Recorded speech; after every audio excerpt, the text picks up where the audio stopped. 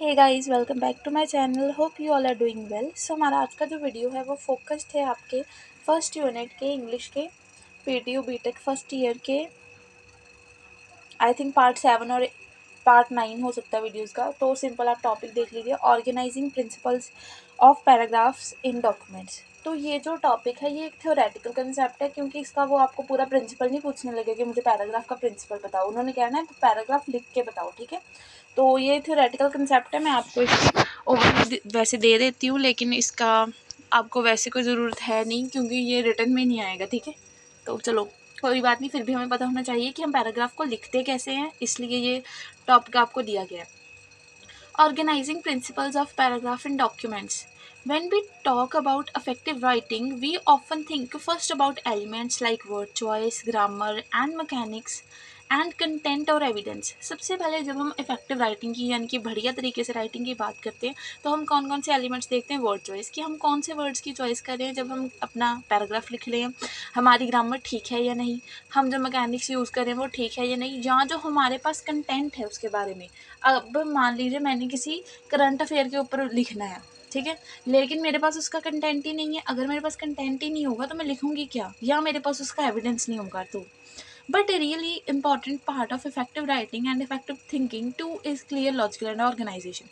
लेकिन अगर मैं इफेक्टिव राइटिंग की बात करूँ तो मेरा जो कंसेप्ट है या मेरी थिंकिंग है वो क्लियर, लॉजिकल और ऑर्गेनाइज्ड होनी चाहिए।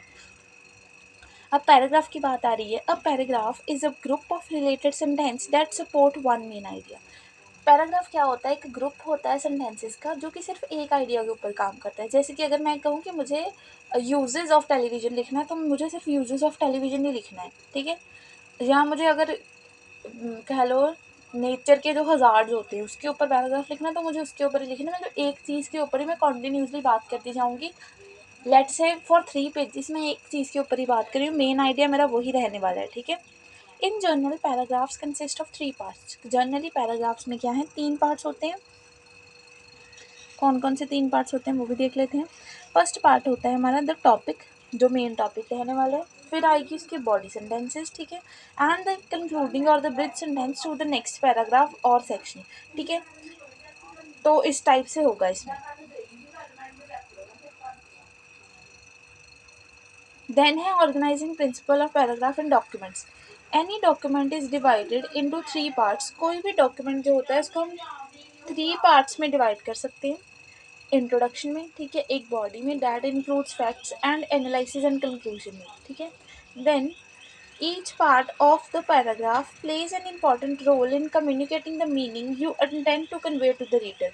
जो हर एक पार्ट होता है हमारे पैराग्राफ का, वो क्या करता है, रीडर को किसी एक पर्टिकुलर इन्फॉर्मेशन की तरफ कन्वे करता है, ठीक है, कम्युनिकेट करता है हमारे मीनिंग को।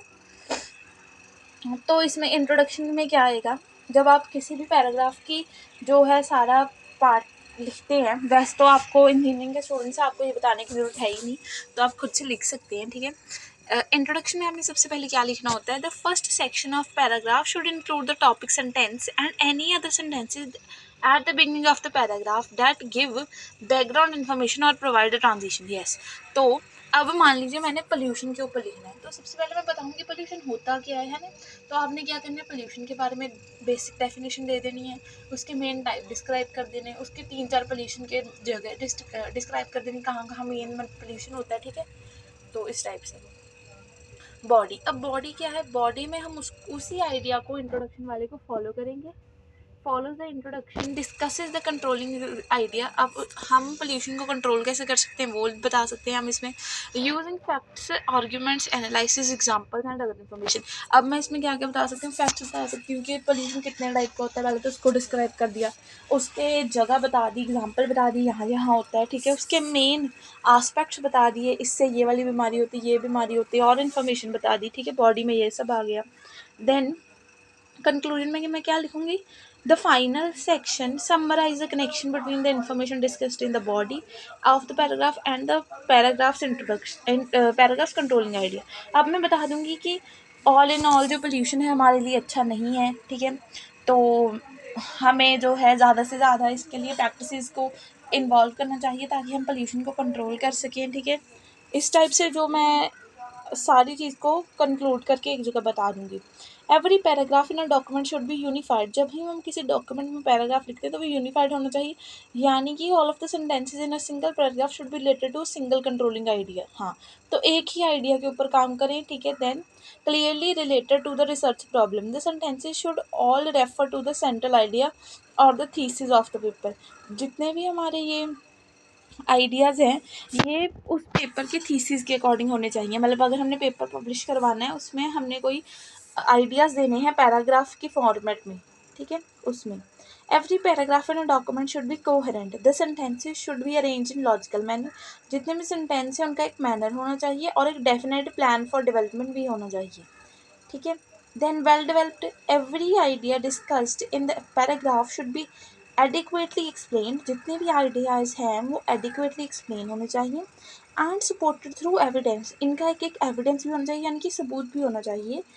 And details that work together to explain paragraphs controlling idea. और इसमें वो वाली डिटेल्स भी होनी चाहिए जिनको इकट्ठे वर्क करके हम पैराग्राफ के कंट्रोलिंग आइडिया के ऊपर वर्क करते हैं, ठीक है।